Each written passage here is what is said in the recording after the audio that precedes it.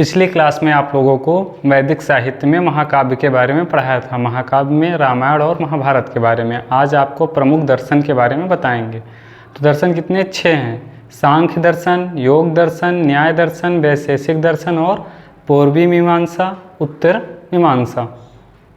तो देख लेते हैं, इसको लिख लेते हैं। प्रमुख दर्शन, प्रमुख दर्शन।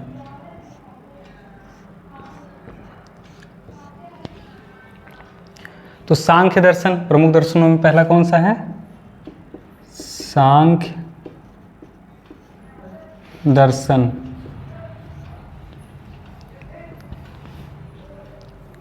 इसके रचनाकार कौन थे? कपिल मुनि या प्रवर्तक थे कपिल मुनि। तो एक श्रेणी बना लेते हैं, इधर लिखते हैं दर्शन, इधर प्रवर्तक,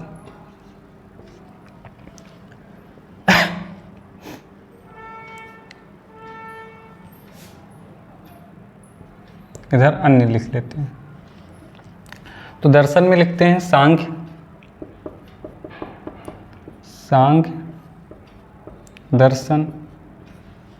प्रवर्तक कौन थे? कपिल मुनि।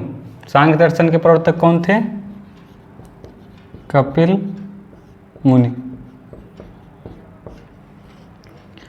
अब इसमें मूल तत्व कितने बताए गए हैं? सांख्य दर्शन में 25 तत्व बताए गए हैं। मूल तत्व कितने हैं? 25 हैं। प्रथम तत्व किसको माना गया है?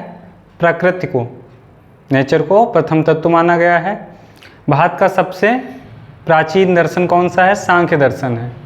3 गुणों की बात की गई है, सत, रज और तम। इसमें सिद्धांत को अपनाया गया है। तो लिख लेते हैं इसके आगे। मूल तत्व 25, मूल तत्व 25, प्रथम तत्व, प्रथम तत्व प्राकृत, भारत का सबसे प्राचीन दर्शन प्राकृत, भारत का सबसे प्राचीन दर्शन, भारत का सबसे प्राचीन दर्शन। 3 गुणों, 3 गुणों, रज, 3 गुणों, रज, सत, तम, यस, सत, तम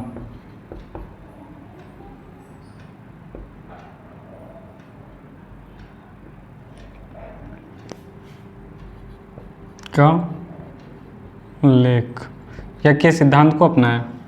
उसके बाद आता है तुम्हारा अगला दूसरा कौन सा है? योग दर्शन। योग दर्शन, इसके प्रवर्तक कौन थे? पतंजलि।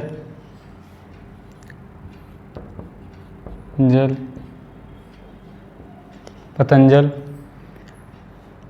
मोक्ष प्राप्त के लिए 8 क्रियाएं इसमें बताई गई हैं। मोक्ष प्राप्त के लिए 8 क्रियाएं।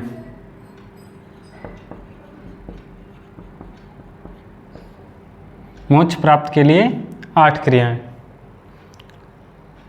आत्मनियंत्रण को सर्वोपरि माना गया है। आत्मनियंत्रण को सर्वोपरि किस दर्शन में माना गया है? योग दर्शन में। आत्म नियंत्रण को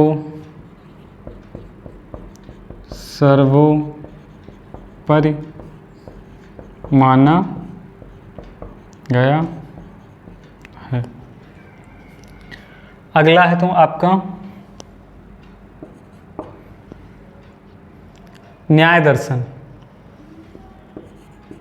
न्याय दर्शन, इसके प्रवर्तक कौन है? अच्छपाद गौतम। सिर्फ न्याय दर्शन को गौतम दे दिया जाता है, पूरा नाम इनका है अच्छपाद गौतम। अच्छपाद गौतम। अक्षपाद गौतम। ईश्वर को विश्व का सृष्टिकर्ता माना गया है। तो न्याय दर्शन में ईश्वर को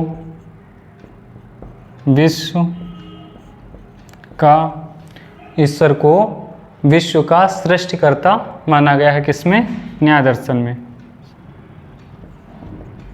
सृष्टिकर्ता माना गया है।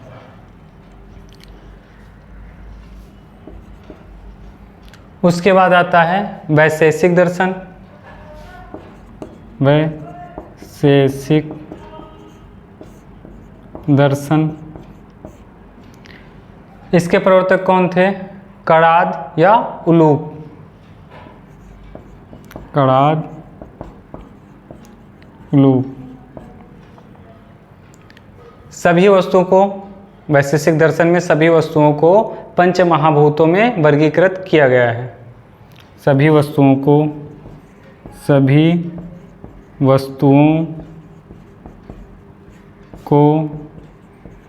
पंच महाभूतों में वर्गीकृत किया गया है। सभी वस्तुओं को पंच महाभूतों में वर्गीकृत किया गया है। किसमें? वैशेषिक दर्शन में। पांचवा है आपका पूर्वी मीमांसा। कौन सा है? पूर्वी मीमांसा। इसके कौन है? जैमिनी है। जैमिनी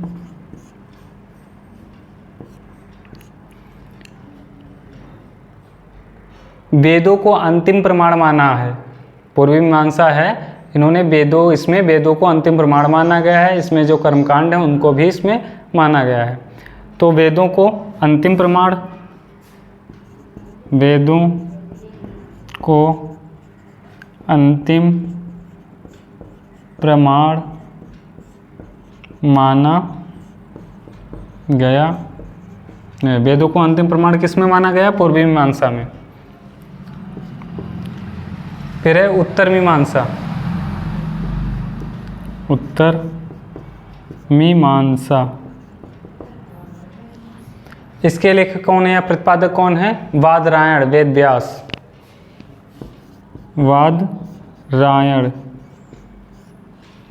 वादरायण। इसमें केवल ब्रह्म को ही सत्य माना गया है। केवल ब्रह्म को ही सत्य माना गया है। तो उत्तरी मीमांसा में जिसके प्रवर्तक हैं वादरायण, केवल ब्रह्म को ही सत्य माना गया है। तो देखो याद कैसे करेंगे? सांख्य, कपिल मुनि। अब योग किससे संबंधित है? पतंजल से। बाबा रामदेव पतंजलि से संबंधित है और योग करते हैं, तो योग इससे याद रखिएगा, पतंजलि। न्याय गौतम। वैशेषिक दर्शन कणाद या उलूक। विशेष दर्शन के बारे में क्या है? कड़ से याद रखिएगा, उसके बारे में विशेष बातें, तो उससे वैशेषिक दर्शन याद रखेंगे। पूर्वी मीमांसा जैमिनी ने किया है और उत्तरी मीमांसा वादरायण। उत्तर मतलब बाद ही होता है, तो उससे याद रखेंगे वादरायण। और उत्तरी मीमांसा में बताया गया है जीवात्मा को के ब्रह्म में लीन होने को ही मोक्ष प्राप्त होता है। तो लिख लेते हैं, जीव आत्मा के ब्रह्म में लीन होने पर, ब्रह्म में लीन होने पर मोक्ष प्राप्त होता है। जीवात्मा का ब्रह्म में लीन होने पर ही मोक्ष प्राप्त होता है। किसमें बताया गया? उत्तरी मीमांसा में बताया गया है। उत्तरी मीमांसा किसने लिखा? उत्तर मतलब बाद, तो वादरायण ने लिखा है। अब उसके बाद आती हैं स्मृतियाँ।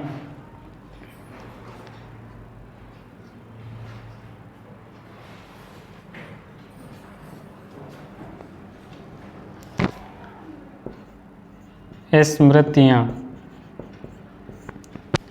तो स्मृतियाँ क्या हैं? इस स्मृतियाँ जो हैं आचार व्यवहार, व्यक्ति के आचार व्यवहार की जो शिक्षा के लिए कल्प सूत्र का एक भाग है। जो कल्प सूत्र है उसका एक भाग है धर्म, उस पर आधारित है। तो आचार व्यवहार की शिक्षा के लिए कल्प सूत्र का जो भाग है धर्म सूत्र, उस पर आधारित हैं कौन? स्मृतियाँ। तो लिख लेते हैं, स्मृतियाँ आचार, कैसा आपका आचरण होना चाहिए, व्यवहार कैसा होना चाहिए, व्यवहार, आचार व्यवहार की शिक्षा के लिए, की शिक्षा के लिए, आचार व्यवहार की शिक्षा के लिए कल्प सूत्र का एक भाग, कल्प सूत्र का एक भाग, कल्प सूत्र का भाग है धर्म सूत्र, सूत्र पर आधारित हैं, धर्म सूत्र पर आधारित हैं। अब कौन कौन सी हैं स्मृतियाँ देख लेते हैं मुख्य रूप से। तो एक है मनु स्मृति, मनु स्मृति,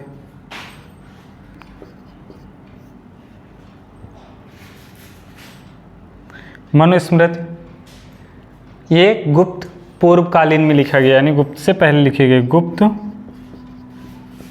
पूर्वकालीन। फिर दूसरी दे रखी है आपकी याज्ञवल्क स्मृति, याज्ञवल्क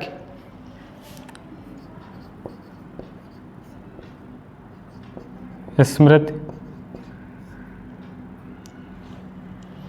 ये भी पूर्व गुप्तकालीन है, पूर्व गुप्तकालीन।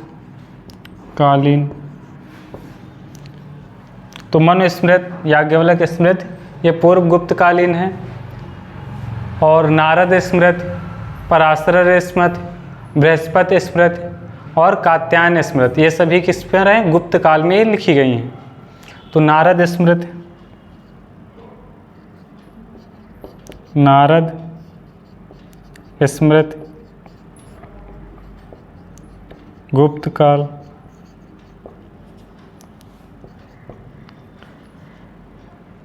पराशर स्मृति, पराशर स्मृति ये भी गुप्त काल।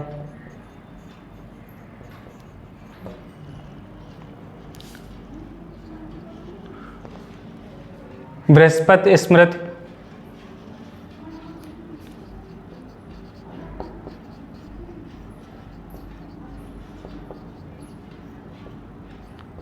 ये भी गुप्त काल।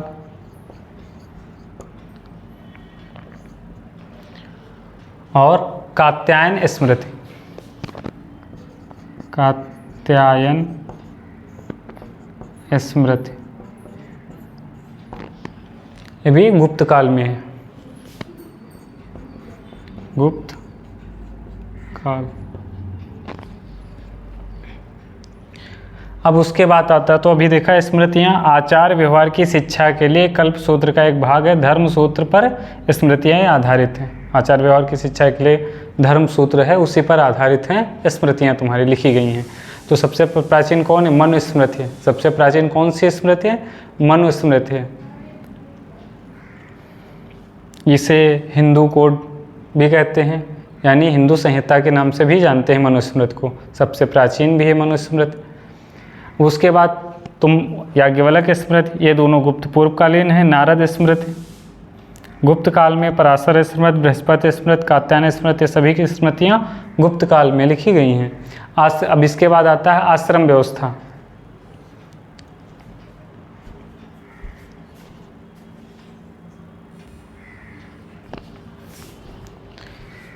तो दर्शन के बाद स्मृतियाँ, स्मृतियों के बाद आश्रम पढ़ाएंगे आप लोग। आश्रम,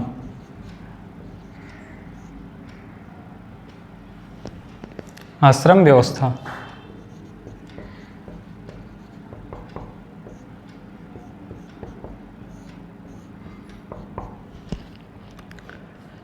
तो उत्तर वैदिक काल में आश्रम व्यवस्था की शुरुआत होती है। तो आश्रम व्यवस्था की कब शुरुआत होती है? उत्तर वैदिक काल में।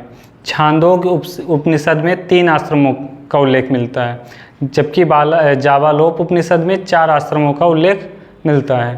तो ये जब उपनिषद पढ़ा रहे थे उस टाइम इसको बताया था।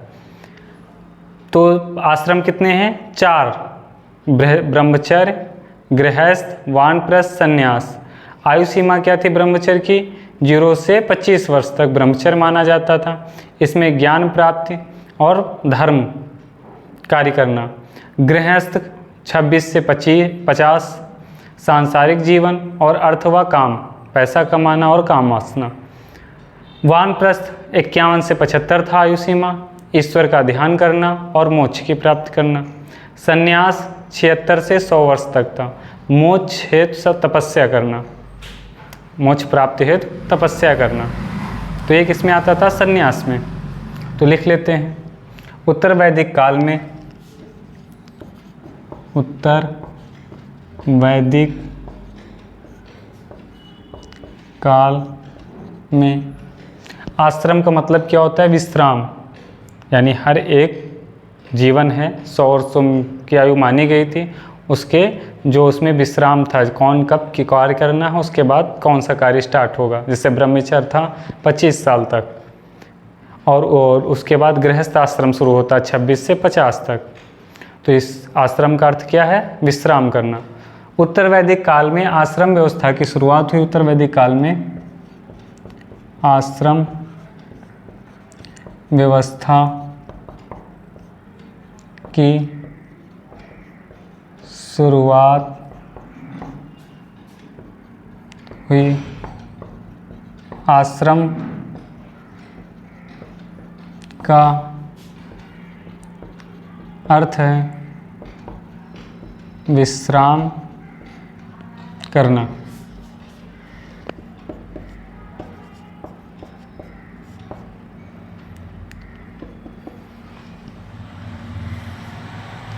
छांदोग्य उपनिषद में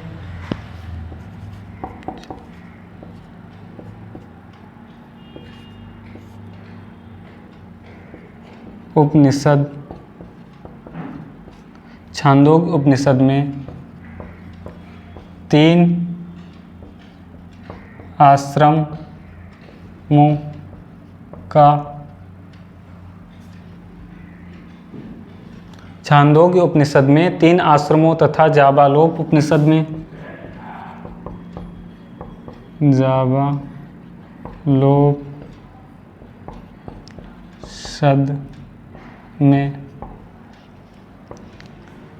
4 आश्रमों का उल्लेख मिलता है।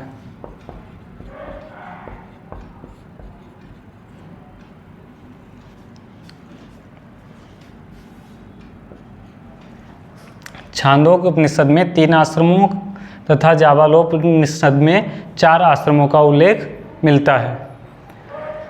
अब एक तरफ आश्रम डालते हैं, आयु, कार्य, पुरुषार्थ। आश्रम, आयु, आश्रम, आयु, कार्य, पुरुषार्थ। पुरुषार्थ तो आश्रम में पहला है ब्रह्मचर्य।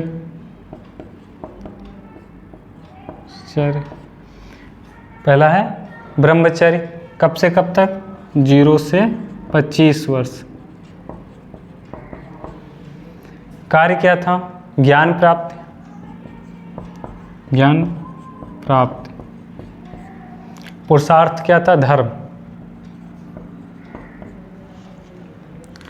दूसरा था गृहस्थ। गृहस्थ कब से कब तक था? 26 से 50। 26 से 50 वर्ष। इसमें सांसारिक जीवन था।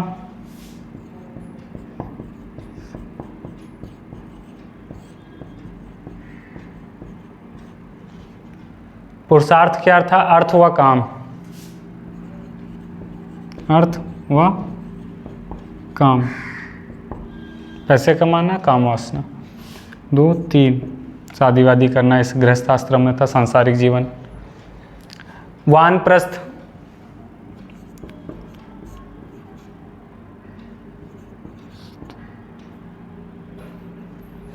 वानप्रस्थ,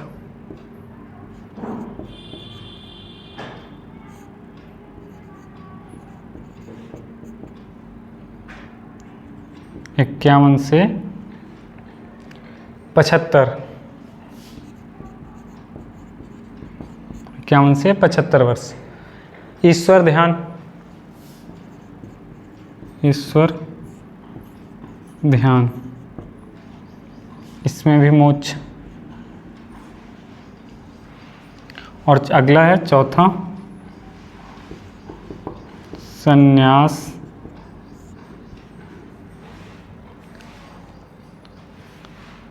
ये 76 से 100 वर्ष। मोक्ष हेतु तपस्या, मोक्ष हेतु तपस्या, मोक्ष प्राप्त करना।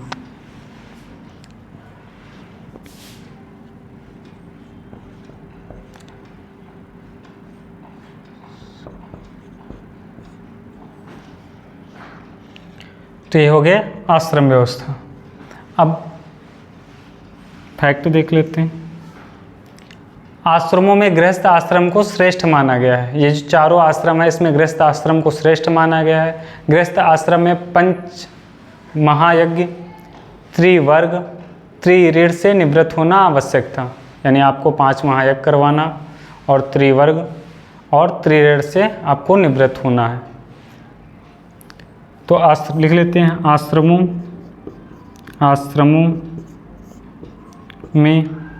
आश्रमों में गृहस्थ आश्रम को गृहस्थ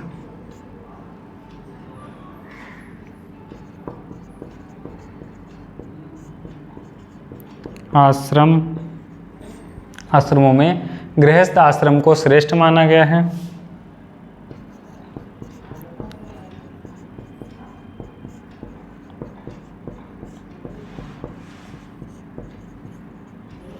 गृहस्थ आश्रम को श्रेष्ठ माना गया है। गृहस्थ आश्रम में 5 महायज्ञ,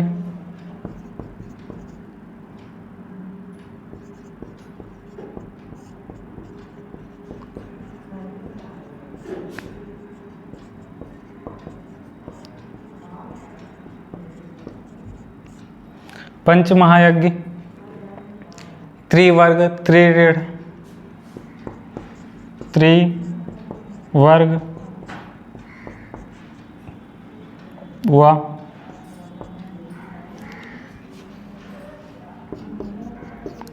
त्रिऋण से निवृत्त होना आवश्यक था।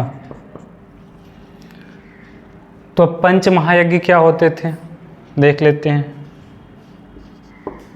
पंच महायज्ञ कौन कौन से हैं? ब्रह्म यज्ञ, पितृयज्ञ, मनुष्य यज्ञ, देव यज्ञ। कौन कौन से पंच महायज्ञ में आते हैं? ब्रह्म यज्ञ,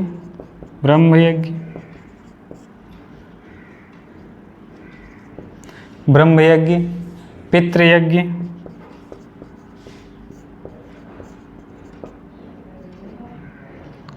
मनुष्य यज्ञ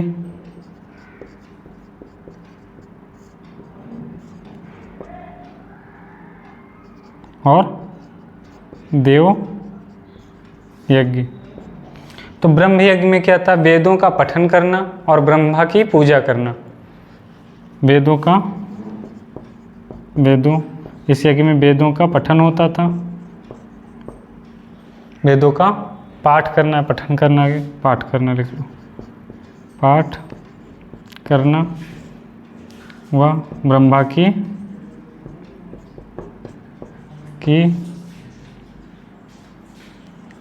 पूजा करना।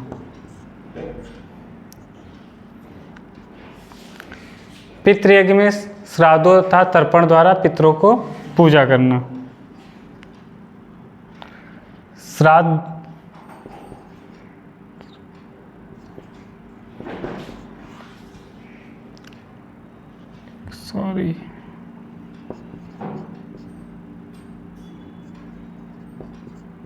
श्राद्धों व तथा लिख लो, श्राद्धों तथा तर्पण, श्राद्धों तथा तर्पण द्वारा पितरों की पूजा करना। पितरों की पूजा करना। जो श्राद्ध होता है उसमें जो तुम्हारे पूर्वज हैं जो खत्म हो चुके हैं उनकी पूजा करना पितृयज्ञ था। और मनुष्य यज्ञ अतिथि सत्कार करके मनुष्यों की पूजा करना, यानी जो अतिथि आते थे इसमें मेहमान बुलाए जाते थे, सबको उनका सत्कार किया जाता था और उनको पूजा की जाती थी। तो अतिथि सत्कार, अतिथि सत्कार करना और अतिथि सत्कार करके मनुष्यों की पूजा करना। अतिथि सत्कार करके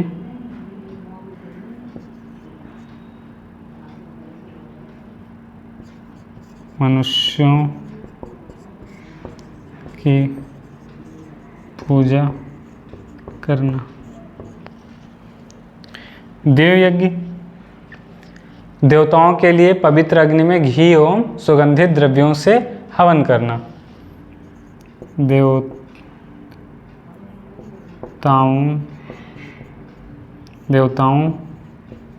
के लिए पवित्र अग्नि में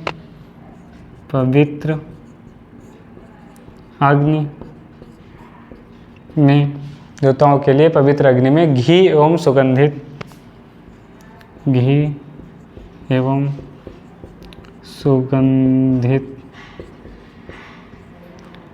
द्रव्यों से हवन करना। ते ब्रह्म यज्ञ, पितृयज्ञ, मनुष्य यज्ञ, देव यज्ञ हो गया। और एक होता था भूत यज्ञ। भूत यज्ञ इसमें क्या होता था, भूतों को प्रसन्न करने हेतु था। भूतों को प्रसन्न करने हेतु तो भूत भी प्रसन्न किए जाते थे। ब्रह्म यज्ञ, पितृयज्ञ, मनुष्य यज्ञ, देव यज्ञ, भूत यज्ञ, ये पंच महायज्ञ थे। अब त्रिवर्ग कौन से थे?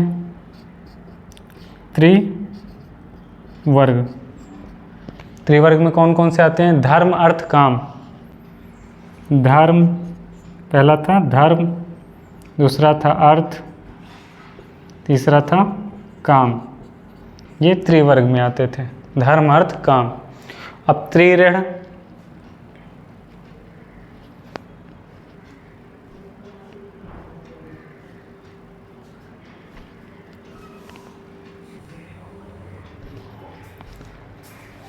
तो त्रिऋण में कौन कौन से आते थे? ऋषि ऋण, पितृ ऋण, देव ऋण।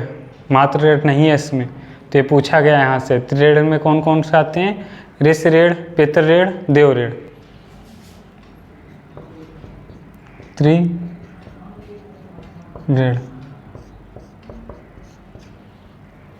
पहला कौन था? ऋषि ऋण। ऋषि ऋण इसमें वैदिक ग्रंथों का अध्ययन किया जाता था। वैदिक ग्रंथों का अध्ययन, वैदिक ग्रंथों का अध्ययन करना। अच्छा, इसमें सिर्फ वैदिक ग्रंथों का अध्ययन करना ही नहीं, और विशेष प्रकार के अनुष्ठान भी होते थे, कार्यक्रम भी होते थे। पितृऋण,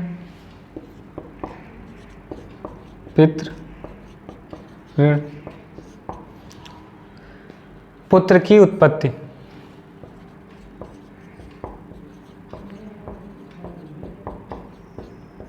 तब आप पितृऋण से मुक्ति पाते जब आपके यहाँ पुत्र की उत्पत्ति होती।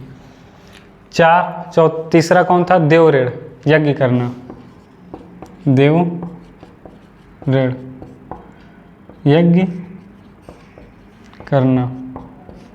तो ये त्रिऋण के अंतर्गत आते थे। ऋषि ऋण, पितृऋण, देव ऋण।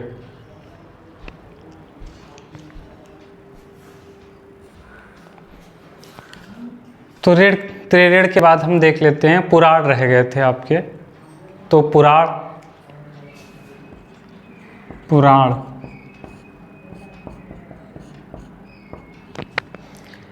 पुराण क्या होते हैं? पुराण भारतीय साहित्य की प्राचीन कथाएं, जो भारत साहित्य में प्राचीन कथाएं हैं, और आख्यान है। आख्यान किसे कहते हैं? कथा कहानी सुनाना और उसकी व्याख्या करना को आख्यान कहते हैं। तो पुराणों में दे रखी हैं। पुराण भारतीय साहित्य की प्राचीन कथाएं या आख्यान है।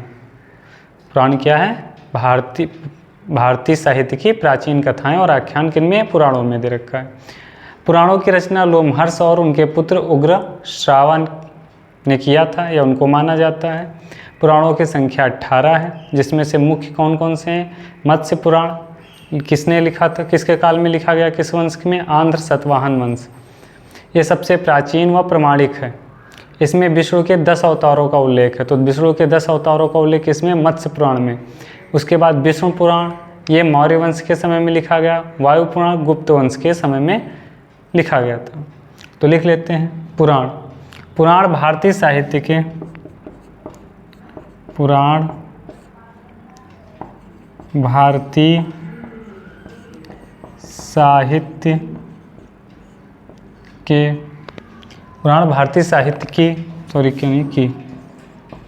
प्राचीन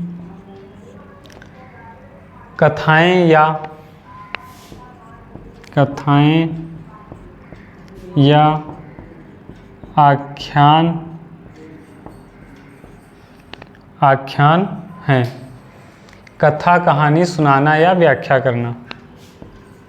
कथा कहानी सुनाना या व्याख्या करना।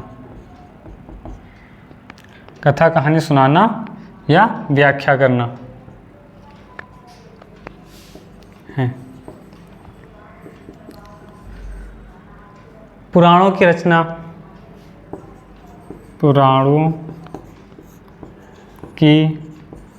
रचना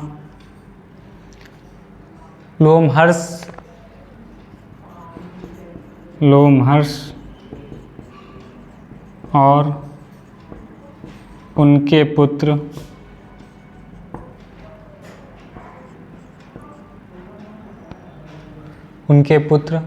उग्र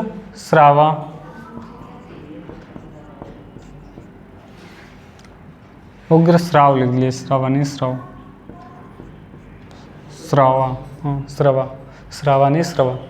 को माना जाता है।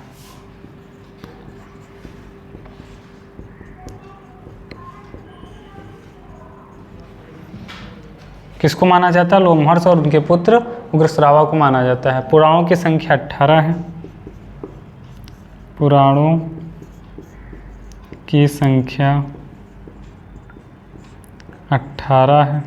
कितनी है? 18। अब प्रमुख जो पुराण दे रखे हैं, प्रमुख पुराण, पहला है मत्स्य पुराण।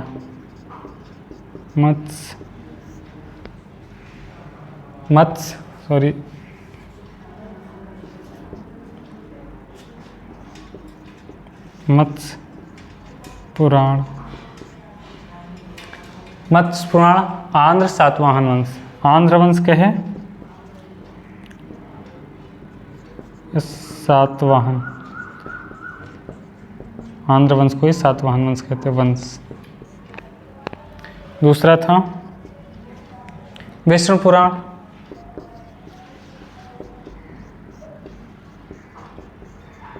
ये किससे संबंधित है? मौर्य वंश से। मौर्य वंश। अगला है वायु पुराण। पुराण ये गुप्त वंश है, गुप्त वंश।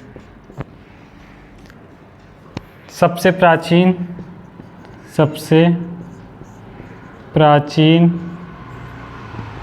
पुराण,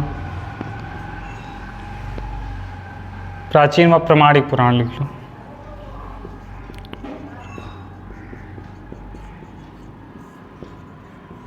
पुराण तो सबसे प्राचीन और प्रमाणिक पुराण कौन सा है? मत्स्य पुराण है। विष्णु के 10 अवतारों का उल्लेख मिलता है इसमें। विष्णु के 10 अवतारों का उल्लेख मिलता है। तो मत्स्य पुराण सबसे प्राचीन है और प्रमाणिक भी है, इसमें विष्णु के 10 अवतारों का उल्लेख मिलता है। अच्छा, याद कैसे करेंगे, ये पूछे गए हैं यहाँ से क्वेश्चन। मत्स्य पुराण आंध्र, देखो अर्जुन ने मछली की आँख भेदी थी तो अंधी हो गई थी, तो याद रखिए मत्स्य अंधे, मछली अंधी, तो आंध्र याद रहेगा। विष्णु पुराण मौर्य वंश से संबंधित है। वायु गुप्त रहती है इसलिए गुप्त वंश याद रखिएगा। ठीक, तो आपके ये पुराण हो गए। अब आगे जो बचे हैं